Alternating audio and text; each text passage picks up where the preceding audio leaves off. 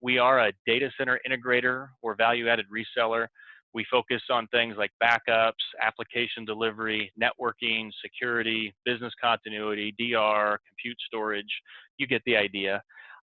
We can also help folks with some managed services and when to position data out to the cloud and how to move it out there. What makes us different? You guys have probably heard this before if you've worked with Eagle for a long time. We are heavily engineering focused. We're over 3/4 engineering staff. We have a best of breed mentality. That means we actually go out and we do the due diligence and we figure out what we think is the best product in a certain space. Aruba is a good example of that. And then we also get trained up so we can represent them. We think that earns a lot of credibility and trust with our customers. I'll get into more of that in a second. But it also allows us to focus on products so we can get trained up, perform the installs, do the architecting ourselves. We think that's a better mousetrap. I hope our customers agree. I think with our customer tenure, at least quite a few of them agree. So what I talked through 2 weeks ago was how important credibility is to Eagle, that earned trust. We are literally, the company is organized in a way to make sure that we don't ever compromise our own ideals and that we continue to earn your trust. Just some quick examples. We are owned by engineers. Our salespeople don't have quarterly numbers. We believe that poisons the process. And engineers like Anthony and I, we are not at all measured on our ability to sell anything. We are measured on customer satisfaction. So as I say all the time, we have no pressure to sell anything. Anthony and I come in and we want to add value. We can talk about products that we can't sell to you, that you can buy somewhere else. We can try to talk you out of something if we think there's a better long-term plan. It's why I love working at Eagle. I do what's best for the customer, no matter what the result is. So 1 week ago, I got into more about due diligence, and this is just another way that we strive to earn your trust. There's a lot of marketing and hype associated with most products nowadays. Most of them focus on outcomes, and so there's a lot of devil in the detail type stuff that we have to work through. On any given week, folks like Anthony and I are working through 2 to 4 active due diligence processes. And last week, I went into more detail in terms of what that's like. But really what we're always trying to do is to stay informed and to see if there's something out there that's better. Does it work better than what we're representing now? Is it more transformative? Is it reflecting where the market's heading? Most importantly, does it help our customers and does it add value? So I went into more detail about that last week. I'm kind of glossing over it now.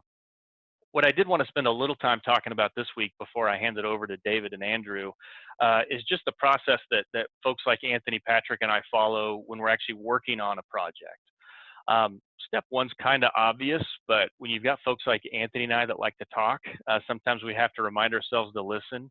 And why it's so important nowadays is there's so many ways to solve a problem. So we need to understand what's important to our customers. Do you need performance above and beyond everything? Are you light on IT staff and you need something that's easy to manage? Data services and the ability to come online, is that super important? Is DR out to the cloud important? Is reverse DR to the cloud important?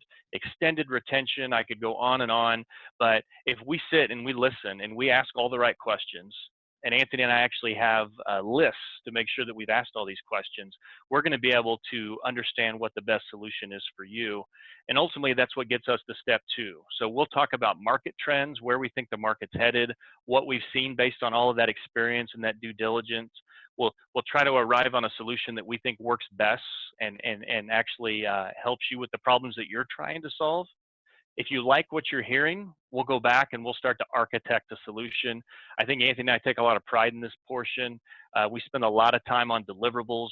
We want you guys to have a lot of confidence in what we're doing. And by the way, ask all the questions throughout this whole process. We like to be challenged. We learn things by talking to our customers. If you end up liking the solution, hopefully we get to the deployment phase. We like to do our own deployments. Selfishly, I like to do that because I have a really easy path to talking to the installers. They have an easy path to talking to me. That allows us to provide what I've got up here, those smooth and rapid results. Another really important to that is knowledge transfer. The vast majority of solutions that we provide at Eagle are designed to be day-to-day managed and maintained by the customer. So if we don't get you guys spun up and comfortable really fast, it's not going to be successful. And selfishly, that's important to us because you also call us for support. I think that's probably the most important part of all of this is that it allows this natural feedback loop to occur. So we know when we're not doing something right or when there's something that we can be doing better. And it provides this cradle to grave mentality that ensures customer success.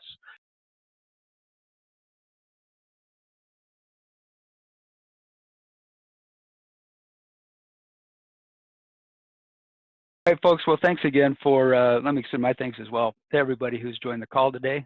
My name is Andrew Pierce. As I said, I'm a systems engineer. I've been with Aruba for about 7 years, partnered up with David for about 5. I've been in the industry for more than 20.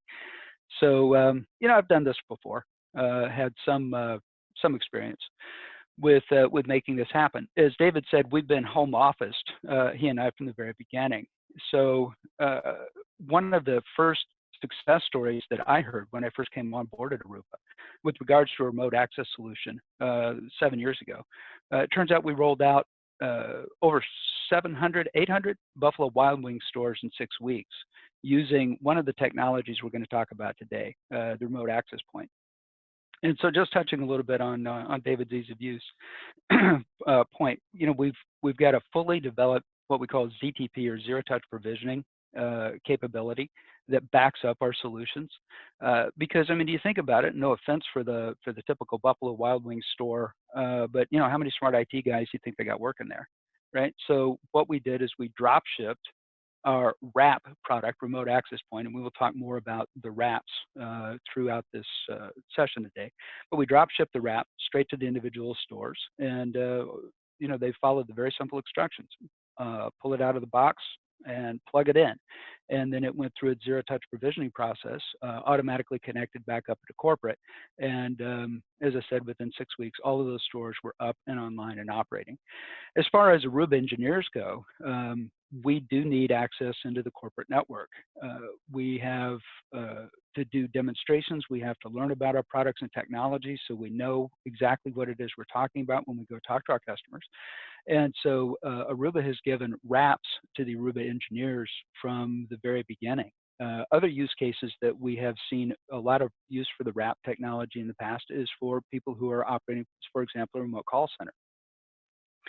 That's a little different use case because not only do the computers, the PCs for the remote call center agent have to be up and online, but so do the telephones, and they have to tie in with the automatic call distribution.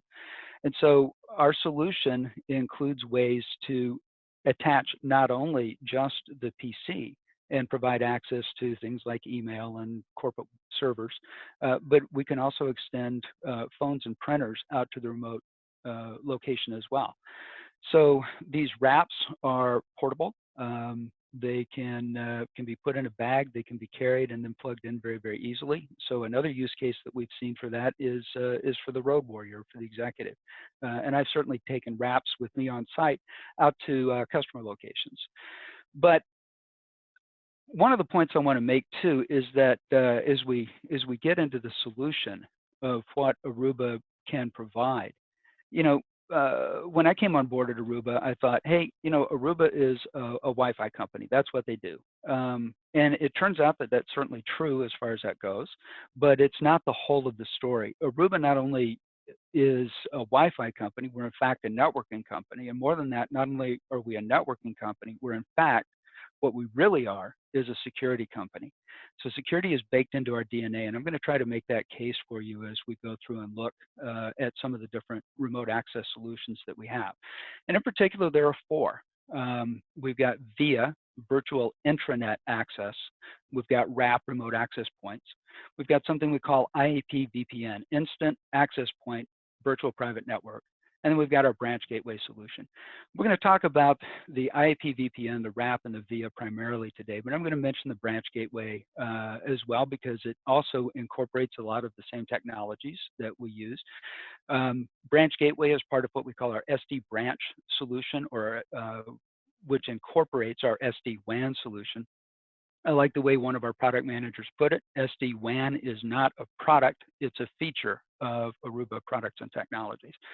So as I said, we're going to concentrate primarily, though, today on the IAP VPN, the RAP, and the VIA. And most of our emphasis, honestly, is going to be on the RAP solution. So the RAP, or remote access point, is an Aruba access point that's operating in wrap mode. And the IAP that I'm going to talk about here in a little bit is an alternative mode that we can operate in. In fact, it turns out that Aruba Raps or Aruba APs can typically operate in all 5 modes.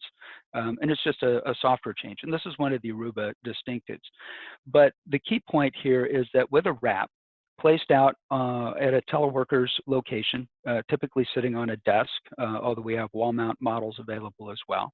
But that extends all of the corporate network resources out to that remote location, whatever it might be. And then the wrap automatically builds an IPsec tunnel back into a home controller. So that is one thing to know about all of the solutions that we talked about, the wrap, the VIA, the IAP VPN. It does require an Aruba controller either at corporate headquarters or in the cloud. And I'll talk about the cloud-based solution here in just a moment. As I mentioned, the wrap operation is supported across all of the Aruba access points, and it has been that way forever.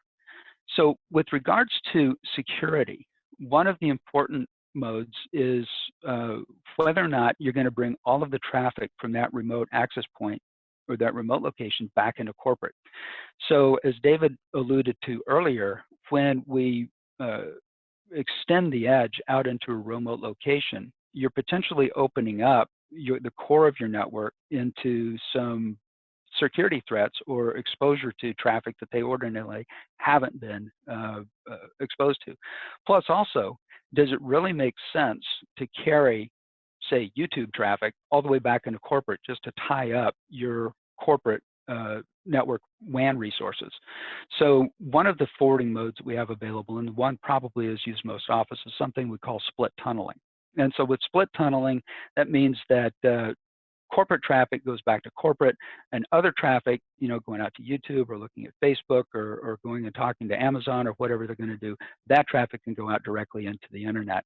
And we can configure that per SSID. But the overall point is that when you extend a wrap out into the remote location, the corporate SSIDs, the corporate WLANs, are available, and you can pick and choose if you've got multiple ones and you don't want all of them to go out into the remote location.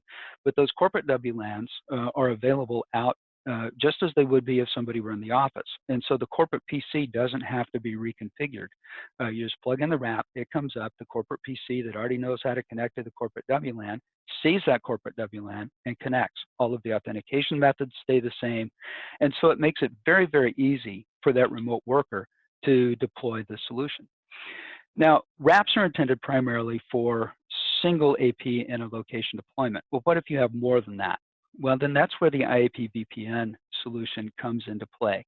IAP stands for Instant Access Point. Instant is one of the modes that our Aruba APs can operate in.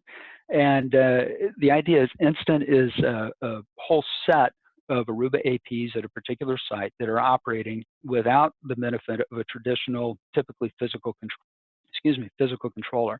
One of the APs in the Instant cluster self-elects as the virtual controller. That's what you do all of your telemetry through. You do your management through that Instant virtual controller. If that virtual controller AP goes offline, one of the other APs automatically hosts. But the idea is that you can deploy multiple access points in a single location, manage them all as one node, one cluster.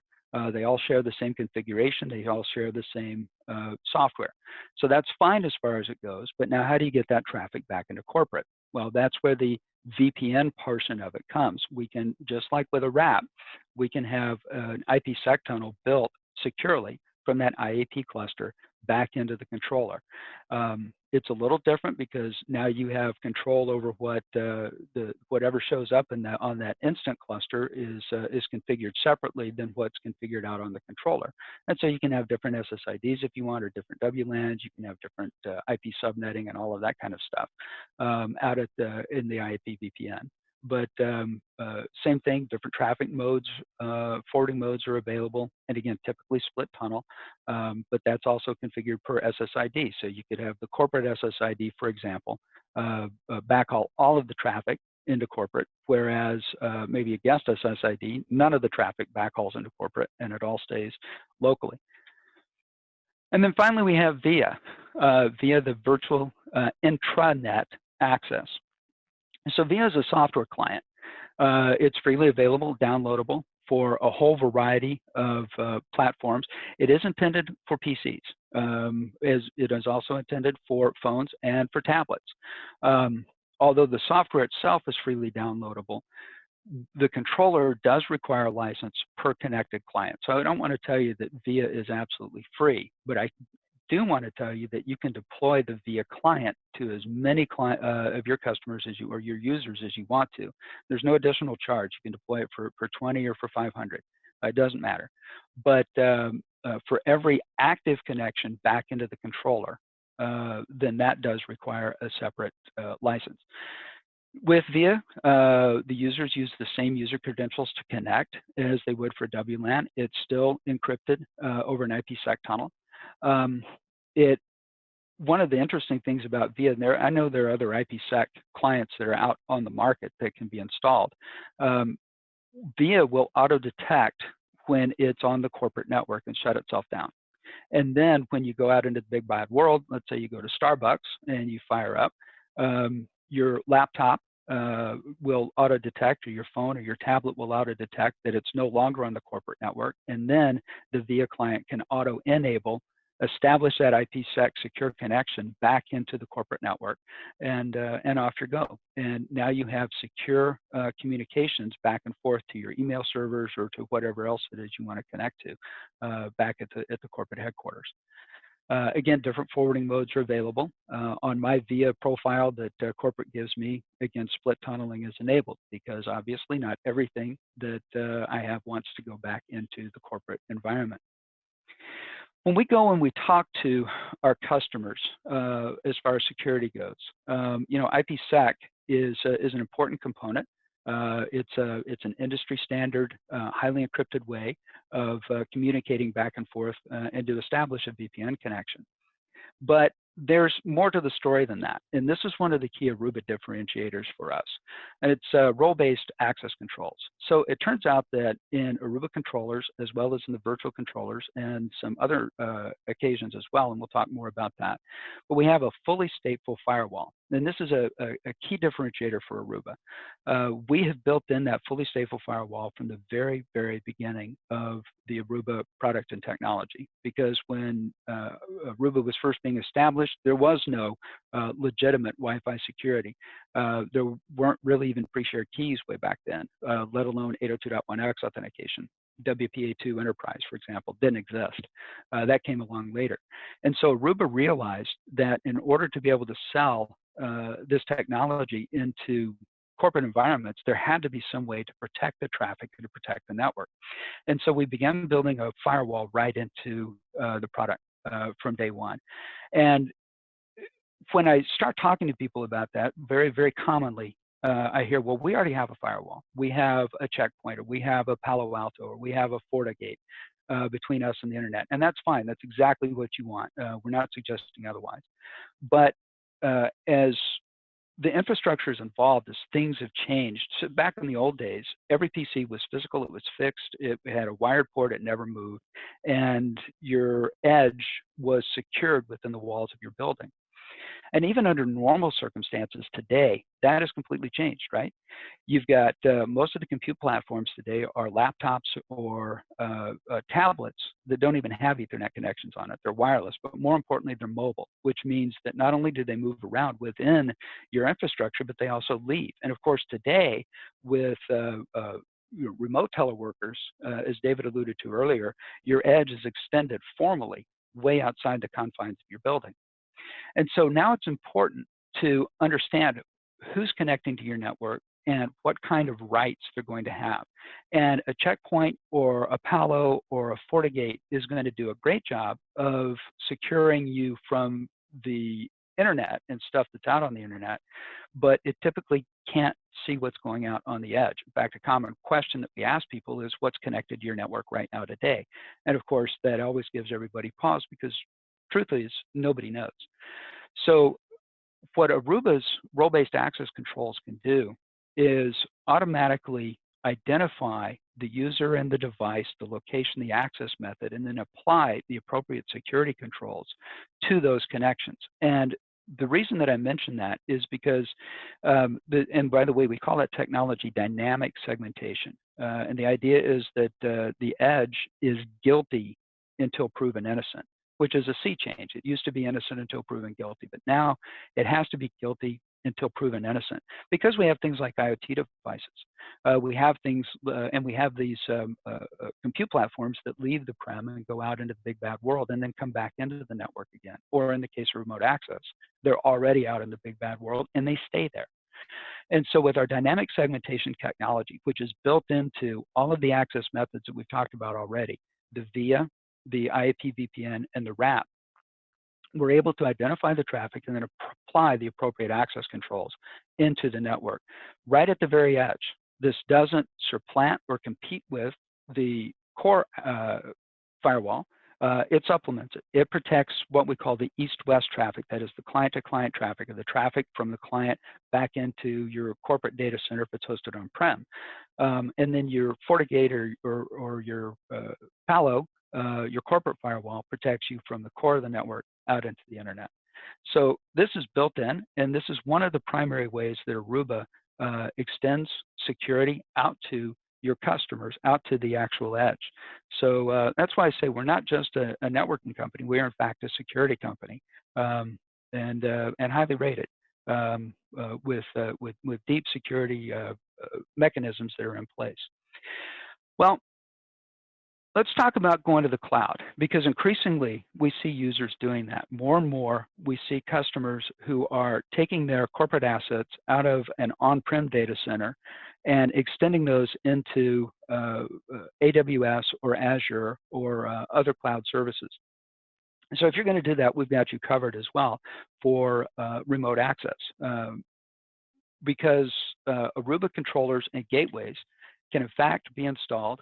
Let me get that build. There we go. Aruba controllers and gateways can be installed actually up in the cloud, and we do support both AWS and Azure. As one of our product managers said, again, this is not a product, it's a feature. So if you have AWS or Azure assets, if you have moved some or all of your data center up into the cloud, we can install as a virtual machine an Aruba controller, and then you can have your IPsec connectivity either from another branch or from the IPVPN or from VIA to go back up into the cloud gateway. Typically, it's not going to have the horsepower in a cloud gateway that you would get in a local mobility controller. And by that I mean your WAN connection typically going in your cloud gateway is not going to be more than about 10 gig, and so the cloud gateway controller is going to be in about that same position.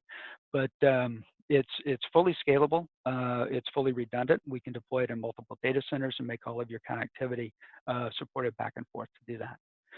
So we've talked about a variety of different solutions. So how do you make your choice? You know, and it really depends, first of all, do you want a hardware or do you want a software-based VPN solution? If it's going to be purely a software-based VPN solution, then that's going to lead you to VIA, and you can install the VIA client or the VIA agent into your various clients, and then there's no hardware to ship. Your users can freely download the VIA client either from the web or from the App Store on iOS or the App Store, the Android Google Play Store. Install it. Punch in some very basic information. They do have to give it the IP address of the controller that they're going to connect to, and then off they go. They connect, they download the profile, and they're in business. If it's going to be a hardware-based solution, then the choice is, do you want to manage it cloud or on-prem? And then we also have to think about how many different APs do we need in a location. So do you need a single access point? Well, then the solution is RAP.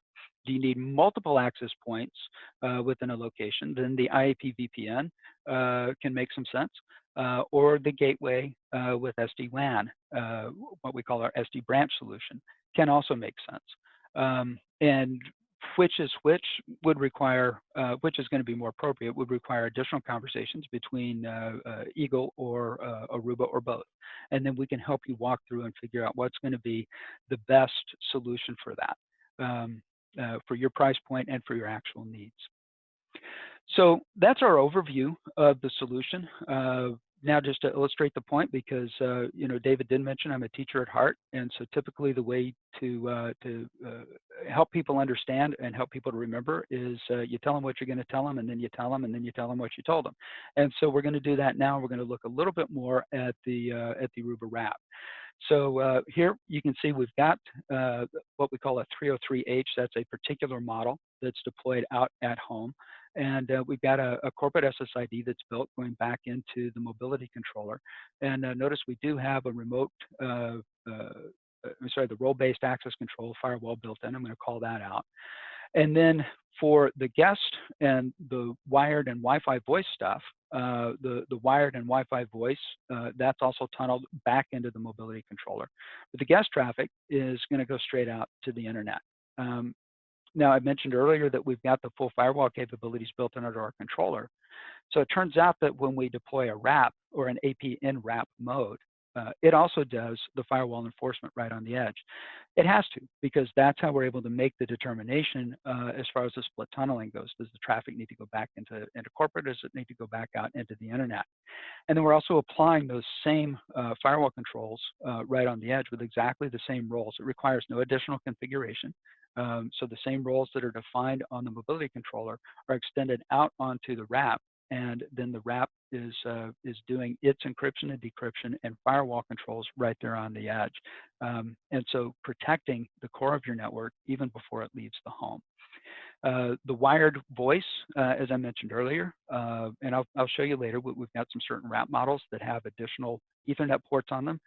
You can plug in phones into those. You could also plug in printers. You could even plug in a wired laptop if you wanted to, and then we can auto-detect what kind of device that is and apply the appropriate controls based on the user ID or the device type, even before it leaves the wrap as it goes back into the corporate network.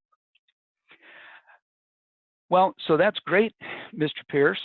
We deployed a wrap, but how do I make sure now that it stays up? Because if I'm doing a remote teleworker, and this is now how my workers are working, I need to make sure that the technology stays up and it stays operating.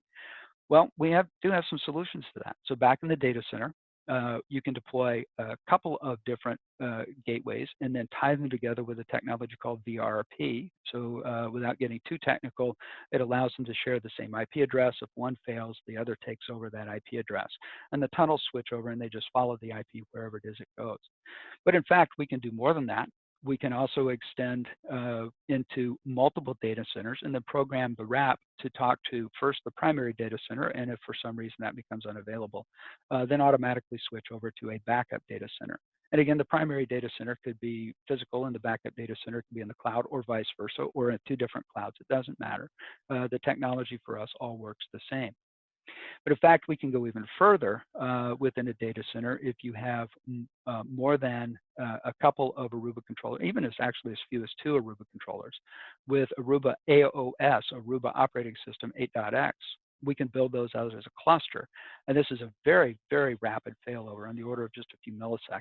So for very mission critical applications where that wrap traffic has to stay up, we can distribute that within an AOS 8 cluster and have millisecond level failover.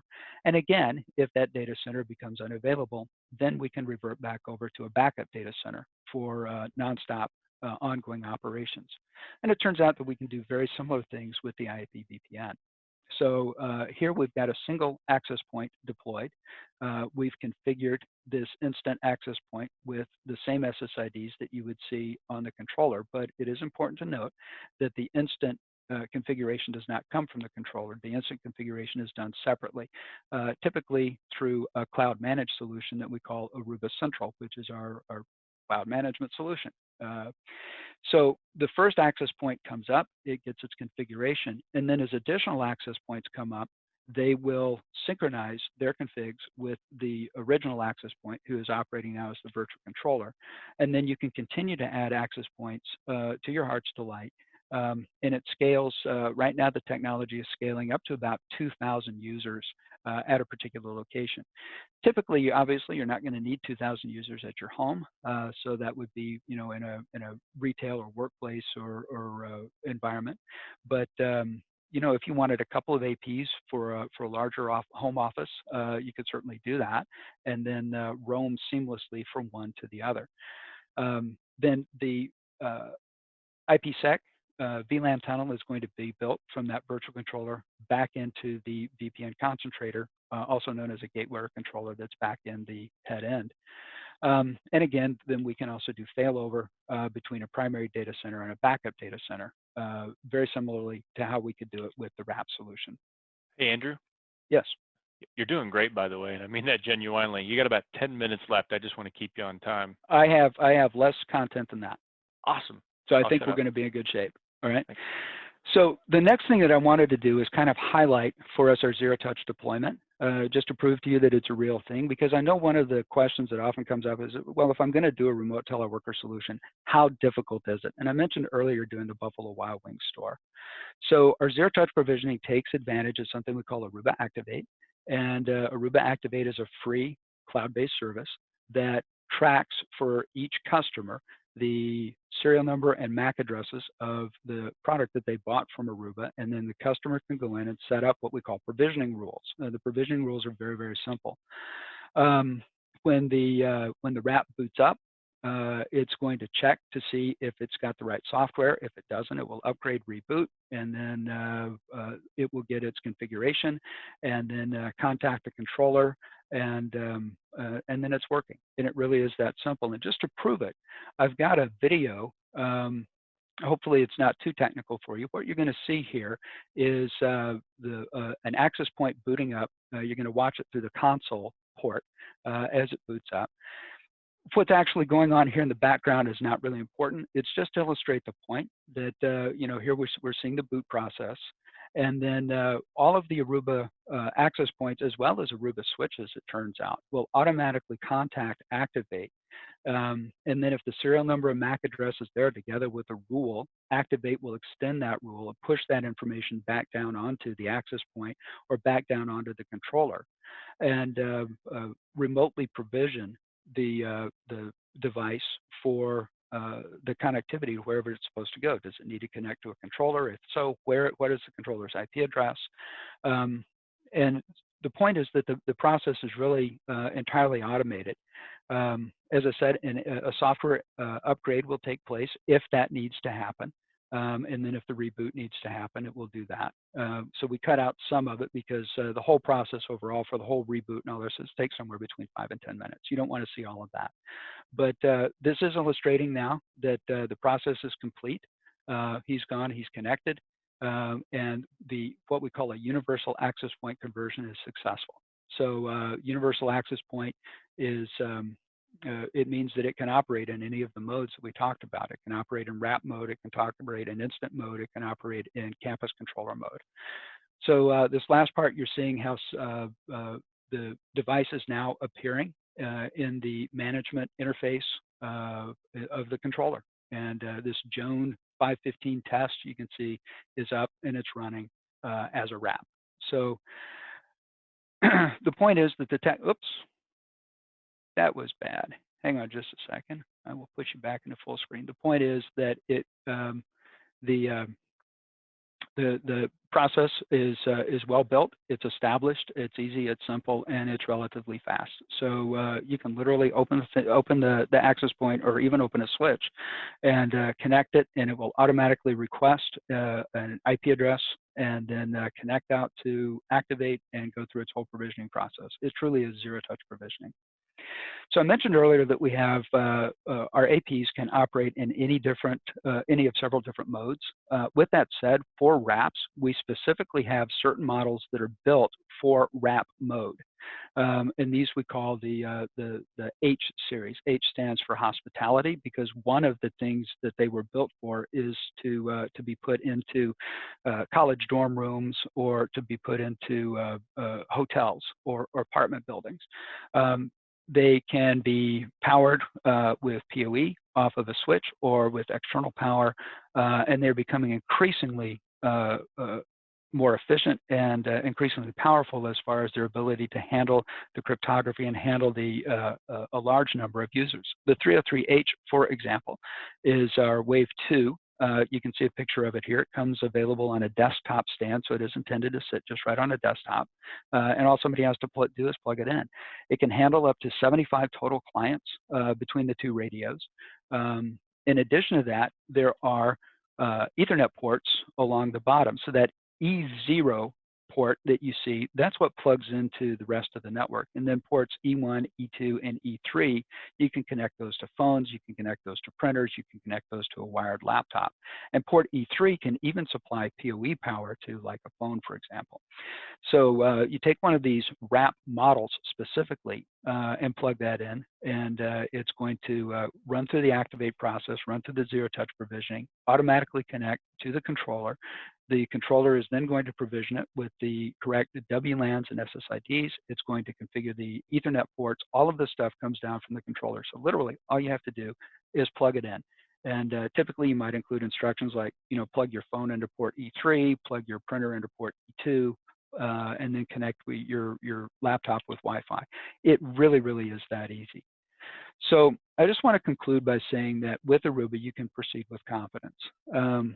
Not unlike Eagle, we have what we call a customer first, customer last mentality. This was something that is our Aruba mantra. What that means is the customer is the first people we think about when we wake up in the morning, the last people we think about when we go to bed at night. We never, ever forget that the whole reason that Aruba is in business is for our customers. And you can ask our existing customers, we do what it takes to make our customers happy. As I've tried to talk to you today at a high level perspective, Aruba has built-in security, not only with IPsec split tunneling, which is something that a lot of people can offer, but also the fully role-based stateful firewall. We have been rated year over year as the best solution by a variety of industry analysts, including Gartner, Forrester, and IDC.